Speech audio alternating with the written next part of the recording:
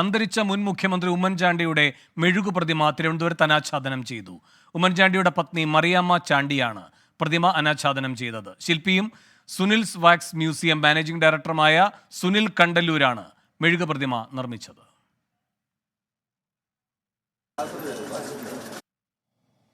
എൻ്റെ ഹൃദയത്തിൻ്റെ അടിത്തട്ടിൽ നിന്നുള്ള സ്നേഹവും നന്ദിയും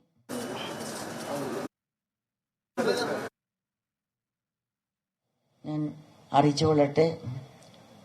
ഉമ്മൻചാണ്ടി രാഷ്ട്രീയക്കാരൊക്കെ മരിക്കുമ്പോൾ എല്ലാവരും പാടാറുണ്ട്, ഇല്ല മരിക്കുന്നില്ല, ഇന്നയാൾ മരിക്കുന്നില്ല, ജീവിക്കുന്നു ഞങ്ങളിലൂടെ.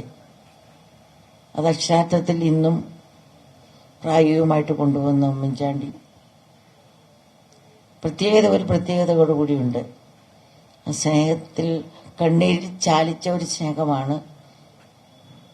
ഈ ഒരു വർഷമാകുമ്പോഴും ഞാൻ ഒരു 6 മാസം അടുപ്പിച്ച് മിക്കവാറും കല്ലറയുണ്ടായിരുന്നു. 2, 3, 4 ലക്ഷം ജനങ്ങൾ വന്നു പോയി കാണും.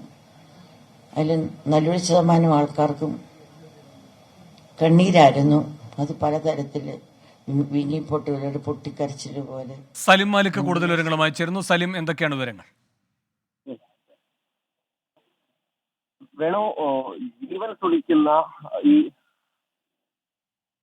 ജീവൻ തുളിക്കുന്ന ഉമ്മൻചാണ്ടിയുടെ മെഴുകു പ്രതിമ അത് ഈ വാക്സ് മ്യൂസിയത്തിൽ, തിരുവനന്തപുരത്തെ സുനിൽസ് വാക്സ് മ്യൂസിയത്തിലാണ് നിർമ്മിച്ചത്. ആ വാക്സ് മ്യൂസിയത്തിൽ വെച്ച് ആ പ്രതിമ അനാച്ഛാദന ചടങ്ങിലാണ് വലിയ വികാരാധീനയായി ഉമ്മൻചാണ്ടിയുടെ കുടുംബാംഗങ്ങളൊക്കെ സംസാരിച്ചത്. അതിൽ ഉമ്മൻചാണ്ടിയുടെ മകൻ ചാണ്ടി ഉമ്മൻ പറഞ്ഞത് ഈ മെഴുകു പ്രതിമ ഉൾപ്പെടെയുള്ള പ്രതിമകൾ ഉണ്ടാക്കുന്നതിൽ താൻ സാധാരണഗതിയിൽ വിയോജിപ്പാണുള്ളത്. തന്നോട് മുൻപ് തന്നെ ഈ ഉമ്മൻചാണ്ടി കോളനിയിൽ എത്തിയപ്പോൾ അവിടെയുള്ള ആളുകൾ അത്തരത്തിലൊരു പ്രതിമ നിർമ്മിച്ചു നൽകാൻ പറഞ്ഞപ്പോൾ താൻ അവർക്ക് വിദ്യാഭ്യാസ സ്ഥാപനം നിർമ്മിച്ചു നൽകാമെന്ന് പറഞ്ഞു. പക്ഷേ ഈ പ്രതിമ കണ്ടപ്പോൾ തന്റെ അച്ഛൻ ഇവിടെ മുന്നിൽ വന്ന് നിൽക്കുന്നത് പോലെ തോന്നി എന്നുള്ളതാണ്. അതിനുശേഷം ഈ മറിയാമ്മ ഉമ്മനും ആ നിലയിൽ തന്നെ ഇത് അദ്ദേഹത്തിന്റെ അവരുടെ ഭർത്താവ് തന്നെ അടുത്തു വന്ന് നിൽക്കുന്നത് പോലെയാണ് അനുഭവപ്പെട്ടത് എന്നാണ് പറഞ്ഞത്. ഇപ്പോൾ എന്നോട് ഞാൻ നിൽക്കുന്നത് ആ പ്രതിമയ്ക്കരികിലാണ്. അവിടെ ഇവർ ഈ കുടുംബാംഗങ്ങളൊക്കെ, പ്രത്യേകിച്ചും ഉമ്മൻചാണ്ടിയുടെ മകൾ മറിയ ഉമ്മനൊക്കെ വിങ്ങിപ്പൊട്ടുകയായിരുന്നു. ഈ സ്വന്തം പിതാവ് തന്നെയാണോ അടുത്ത് വന്ന് നിൽക്കുന്നത് എന്ന നിലയിൽ തോന്നി വിങ്ങിപ്പൊട്ടുകയായിരുന്നു ഉണ്ടായിരുന്നത്. മാത്രമല്ല വികാരാധീനയായിട്ടായിരുന്നു അദ്ദേഹത്തിന്റെ പത്നിയും ഒക്കെയും ഇതുമായി ബന്ധപ്പെട്ട് ഇവിടെ ഉണ്ടായിരുന്നത്.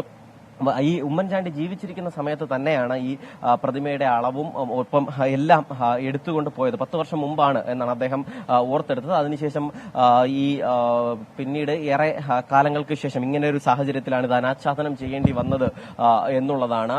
വലിയ പ്രധാനപ്പെട്ട ആളുകളൊക്കെയും, പ്രത്യേകിച്ച് ഉമ്മൻചാണ്ടിയുടെ കുടുംബം മാത്രമല്ല തിരുവിതാംകൂർ രാജകുടുംബാംഗമായ ആദിത്യവർമ്മ ഉൾപ്പെടെയുള്ളവർ ഈ ചടങ്ങിൽ പങ്കെടുക്കുകയും ചെയ്തിരുന്നു. ആ ചടങ്ങിൽ വെച്ച് തന്നെയാണ് ഈ നിലയിൽ ഈ പ്രതിമയിൽ തൊട്ട് തന്നെ ഓരോ സ്ഥലത്തെയും അതുപോലെയുണ്ട്. ആ ചുളിവുകളും മുടികളും ഒക്കെയും ഉമ്മൻചാണ്ടി ഷേവ് ചെയ്യുമ്പോൾ എങ്ങനെയിരിക്കുന്നു അതുപോലെ മുഖമുണ്ട് എന്നതൊക്കെ പറഞ്ഞത്. അങ്ങനെ അത്രയും പെർഫെക്റ്റ് ആയ ഒരു പ്രതിമാ നിർമ്മാണം. പ്രത്യേകിച്ച് നാളെ അദ്ദേഹത്തിന്റെ 1ാം ചരമവാർഷികമാണ്. ആ ചരമവാർഷികം ആഘോഷിക്കുന്നതിനിടയിലാണ് ഇത്തരത്തിൽ ഒരു പ്രതിമ അവിടെ നിർമ്മിക്കുകയും അത് അനാച്ഛാദനം ചെയ്യുകയും ഒക്കെ ചെയ്തത്. വലിയ വികാര നിർഭരമായ ഒരു ചടങ്ങായി മാറുകയും ചെയ്തായിരുന്നു വേണു ഈ പ്രതിമ അനാച്ഛാദനം. സലിം മാലിക്കാണ് തിരുവനന്തപുരത്ത് ചേർന്നത്.